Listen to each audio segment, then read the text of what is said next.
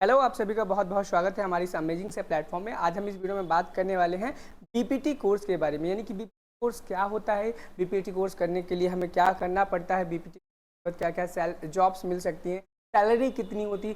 सबसे बड़ा डाउट लोगों का क्या होता है कि क्या हम बीपीटी करने के बाद अपने नाम के आगे डॉक्टर लगा सकते हैं या फिर नहीं लगा सकते। इस टाइप के हम बहुत सारे डाउट्स इस वीडियो में क्लियर करने वाले हैं। हम हर एक चीज़ पर डिटेल डिस्कस करेंगे, उसमें कौन कौन सी आप जॉब कर सकते हो, फ्यूचर स्कोप्स क्या है, सैलरी कितनी होगी, डॉक्टर लगा सकते हैं नहीं लगा सकते हैं, कैसे इस एग्ज़ाम को देना है, कहाँ पर दे सकते हैं, कब इस एग्ज़ाम को कंडक्ट कराया जाता है, प्राइवेट होता है गवर्नमेंट होता है, फीस कितनी लगती है, सारी चीज़ों पर हम डिटेल में डिस्कस करेंगे। अगर आप चैनल पर नए हो तो चैनल सब्सक्राइब जरूर कर ले। यदि आप किसी अदर टॉपिक पर भी वीडियो चाहते हैं, किसी अदर कोर्स के डिटेल के बारे में भी वीडियो चाहते हैं, तो आप हमें कमेंट सेक्शन में ज़रूर बताएं। पूरी कोशिश करेंगे आपके उस टॉपिक पे वीडियो बनाने।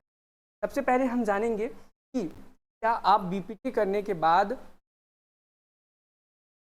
अपने नाम के आगे डॉक्टर लगा सकते हो कि नहीं लगा सकते। देखो, इस क्वेश्चन का सीधा सा आंसर है डॉक्टर सिर्फ वही लोग लगा सकते हैं एमबीबीएस, बीएमएस, बीडीएमएस, बीएचएमएस, बीयूएमएस किया।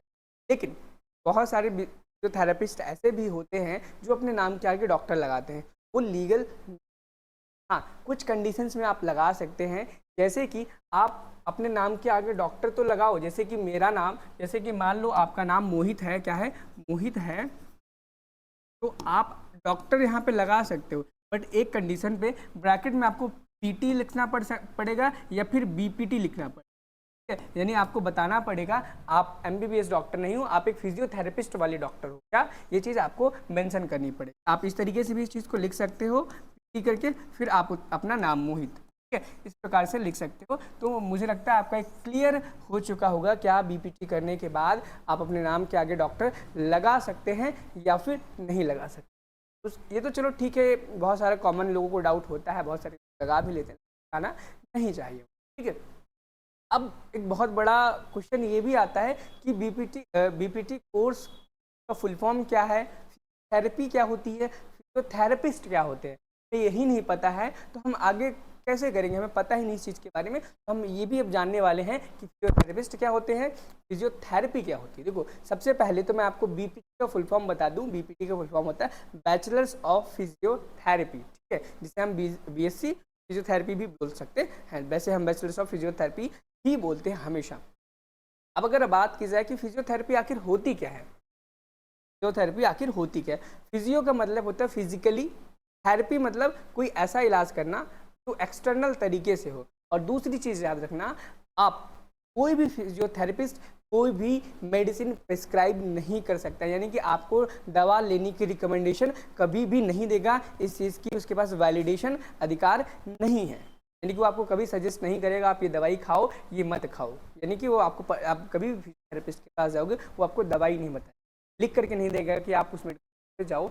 क्यों? क्योंकि इनका काम ही ऐसा होता है, इनका कहना होता है, इनके कोर्स में यही पढ़ाया जाता है कि अगर आपके यहाँ पर कोई दिक्कत परेशानी है तो आप उसको कैसे फिजिकली ठीक कर सकते हैं, कौन सी एक्सरसाइज करके और अपने हाथ को दबा करके टेढ़ा करके किस तरीके से सही कर सकते हैं, उस चीज़ के बारे में पढ़ाई करते हैं। जैसे कि बहुत सारे लोगों को पेट में गैस होती है, बहुत सारे लोग की दवाइयाँ खाते हैं, लेकिन जो फिजियोथेरेपिस्ट होते हैं, योगा एक्सरसाइज, इनकी मदद से उनकी जो गैस की प्रॉब्लम है या जो भी घुटनों में प्रॉब्लम है उन सभी को ठीक कर देते हैं, ठीक है।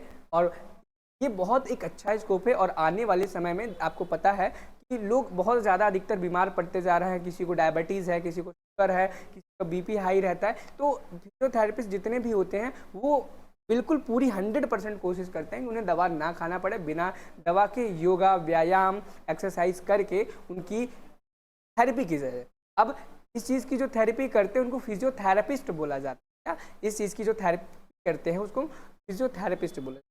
अगर मान लीजिए अगर आप किसी व्यक्ति का पैर टूट गया है, वो डॉक्टर के पास जाता है, तो डॉक्टर के पास तो जाएगा, वहाँ पे एक फिजियोथेरेपिस्ट भी रहता है जो आपको बताएगा कि कौन सा आपको किस तरीके से चलना है, किस तरीके से नहीं चलना है, कौन सी आप एक्सरसाइज करो तो आपको बहुत जल्दी आराम मिल जाएगा। ये सारी चीज़ें बैचलर्स ऑफ फिजियोथेरेपी में पढ़ाई जाती हैं, सिखाई जाती हैं। अब हम जानेंगे कि अगर आप बीपीटी अगर आपको करना है, क्या बीपीटी अगर आपको करना है तो आप कैसे कर सकते हो, कहाँ से कर सकते हो, इसकी एग्ज़ाम डिटेल्स क्या है, पेपर कैसा आता है, लेवल कैसा रहता है, क्या सिलेबस रहता है, जॉब्स कैसी रहती है, सैलरी कितनी मिलती है, इस सभी चीज़ों में हम डिटेल में बात अगर एग्ज़ाम की डिटेल की बात करें तो मिनिमम एलिजिबिलिटी क्या होनी चाहिए ताकि आप फिजियोथेरेपी कर पाओ, तो मिनिमम एलिजिबिलिटी जो है आप क्लास 12th पास आउट होनी चाहिए। क्या? क्लास 12th पास हो चाहिए, और विथ सब्जेक्ट केमिस्ट्री, बायोलॉजी, ये आपके रिक्वायर्ड सब्जेक्ट है, यानी कि इसके बिना आप फिजियोथेरेपी नहीं कर सकते। क्लास 12th में आपके पास होने चाहिए। अगर हम बात करें ये कोर्स कितने साल का होता है, बहुत सारी यूनिवर्सिटीज़ में बहुत सारी उसमें 4 साल का पढ़ाया जाता है। 4 साल का सिर्फ पढ़ाया जाता है, प्लस आपकी 6 मंथ की इंटर्नशिप भी होती है। क्या? मंथ की इंटर्नशिप भी होती है। अधिकतर 90% यूनिवर्सिटीज़, जितने भी कॉलेजेस होते हैं उनमें। अब हम बात करें एडमिशन प्रोसेस की, तो एडमिशन प्रोसेस देखो, एडमिशन प्रोसेस यानी कि अगर आपको कैसे एडमिशन लेना है, एडमिशन लेने के लिए आपको एंट्रेंस एग्ज़ाम देना पड़ेगा। बहुत सारे बच्चे ऐसे होंगे जिनको कन्फ्यूज़न होगा कि क्या इसके लिए आपको नीट का एग्ज़ाम देना पड़ेगा। देखो, नीट का आपका एग्ज़ाम इसमें नहीं देना पड़ेगा, नो नीट, क्योंकि बहुत सारे बच्चों को कन्फ्यूज़न रहता है कि अगर आपको डॉक्टर बनना है, डॉक्टर की लाइन में जाना है, तो नीट का आपको एग्ज़ाम देना पड़ेगा। ठीक है, तो आपको इसमें कोई भी नीट का एग्ज़ाम नहीं देना है, लेकिन बहुत कुछ 1-2 कॉलेज होते हैं जो नीट के बेसिस पे एडमिशन ले लेते हैं, यानी वे वैलिड नहीं लेकिन ले लेते हैं, क्योंकि नीट में काफ़ी अच्छा स्कोर आपने किया है तो फिर करने वाली बात नहीं है। वैसे आपको क्या करना पड़ता है, अगर आपको बीपीटी करना है तो आपको एंट्रेंस एग्ज़ाम से गुजरना पड़ता है। जैसे अगर आप यूपी में में बीएससी नर्सिंग करना दूँ और बीएससी नर्सिंग बीपीटी करना चाहते तो फिर आपको एबीपीएमयू द्वारा एक एग्ज़ाम कंडक्ट करा जाएगा। तो हम क्या बोलेंगे पैरामेडिकल के अंडर ये कोर्स आता है। ये जो कोर्स है बीपीटी का वो पैरामेडिकल कोर्सेज के अंदर आता है। तो यूपी सीपेट करके, ठीक है, एग्ज़ाम होता है। ठीक है, यूपी से, ठीक है, ये करके होता है। और अदर स्टेट्स में भी एग्ज़ाम होता है, जैसे अब बिहार की अगर हम बात करें तो बिहार में एग्ज़ाम बीसीईसी कराती है। ठीक है, और ऐसे बहुत सारे हर स्टेट में जो स्टेट कंडक्टिंग बॉडीज़ हैं वो इस एग्ज़ाम को कंडक्ट कराती हैं समय पर। जैसे कि यूपी में अगर हम और इस एग्ज़ाम की बात करें, एग्ज़ाम होता कब है, तो ये एग्ज़ाम मई जून के महीने में कराया जाता है। अधिकतर स्टेट्स में मई जून में ये करा लिया जाता है और अगस्त से इसकी क्लासेस चलने लगती हैं। और आगे हम बात करें जो एग्ज़ाम होता है उस एग्ज़ाम में क्या क्या आता है, क्या एग्ज़ाम पैटर्न रहता है, तो आप देख पाएंगे। सबसे पहले अगर हम मोड की बात करें तो मोस्टली जगह पे आप कहीं पर भी करो ऑफलाइन मोड, क्या ऑफलाइन, और टाइप की करें बात तो इसमें एमसीक्यू बेस्ड क्वेश्चंस आते हैं। डिपेंड करता है स्टेट्स में कि कितने एमसीक्यू आएंगे। कुछ स्टेट्स में 100 एमसीक्यू आ जाते हैं, क्या आ जाते हैं, 100 एमसीक्यू आ जाते हैं। कुछ स्टेट्स में 200 एमसीक्यू आ जाते हैं। ठीक है, और अब क्वेश्चंस वैरी करते हैं फिजिक्स के, केमिस्ट्री के, बायो के।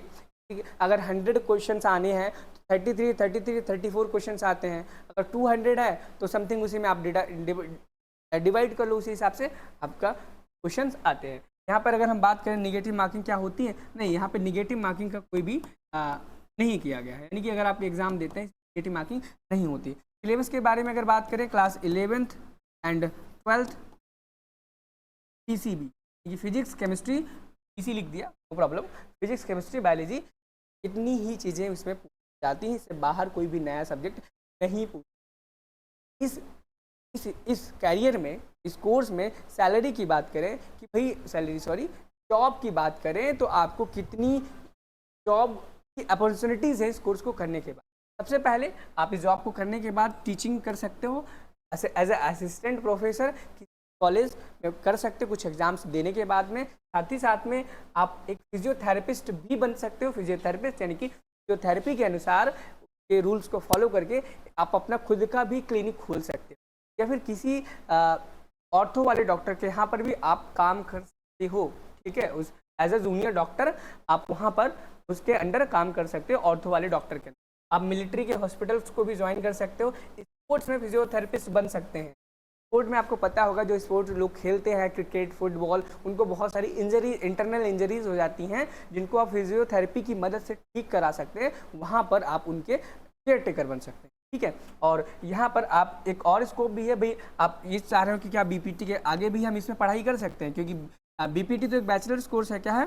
बैचलर्स कोर्स है। क्या इसका मास्टर कोर्स भी होता है? बिल्कुल, तो हम एमपीटी बोलते हैं। क्या बोलते हैं? एमपीटी बोलते हैं। इसको बोलते हैं मास्टर्स ऑफ फिजियोथेरेपी बोलते हैं। क्या बोलते हैं, मास्टर्स ऑफ फिजियोथेरेपी। इसमें आप इंडिया में भी जॉब्स कर सकते हैं, इंडिया के बाहर भी कर सकते हैं, अपने स्टेट में भी कर सकते हैं। अगर हम बात करें कि सैलरी कितनी होगी, बहुत सारे स्टूडेंट्स का यही डाउट रहता है कि अगर हम बीपीटी का कोर्स करें तो हम कितना एक्सपेक्ट कर सकते हैं अगर हम अपना खुद का क्लिनिक करें या फिर हम किसी के अंडर काम करें या फिर हम गवर्नमेंट जॉब करें। तो देखो नॉर्मली अगर आप अंडर गवर्नमेंट जॉब करते हो या अंडर गवर्नमेंट जॉब करते हो तो मिनिमम आपको 30K से स्टार्टिंग, 30,000 से 40,000 स्टार्टिंग में मिल जाता है। वहीं पर अगर प्राइवेट में बात कर रहे हैं तो वो डिपेंड करता है आपको कितना मिलेगा, इसका हम वैलिडेशन नहीं कर सकते यहाँ पे कि कितना आपको मिलेगा, लेकिन हाँ इससे कम तो नहीं मिलेगा। हो सकता है अगर आप थोड़े सा आपका रिजल्ट खराब रहा है बीपीटी के दौरान तो आपको थोड़ी कम सैलरी देखने को मिल सकती है। लेकिन वहीं पर अगर आप अपना खुद का क्लिनिक का डाल लेते हो क्लिनिक, तो इसमें आपकी भाई 30,000 से ले करके 3 लाख भी मिलने के बहुत ज़्यादा चांसेस रहते हैं, क्योंकि डिपेंड करता है कि भाई आप कैसी उनकी इलाज कर रहे हैं, कैसा देखभाल कर रहे हैं, आपका बिहेवियर कैसा है, आपकी क्लिनिक की लोकेशन अच्छी है, वहाँ पे पेशेंट ज़्यादा है और आप बहुत अच्छी तरीके से उन्हें ट्रीट कर पा रहे हैं, उन्हें ठीक कर पा रहे हैं, तो पेशेंट ज़्यादा आएंगे और जितने ज़्यादा पेशेंट्स आएंगे उतनी ज़्यादा आप अर्न कर पाओगे। क्या कर पाओगे? अर्न कर पाओगे।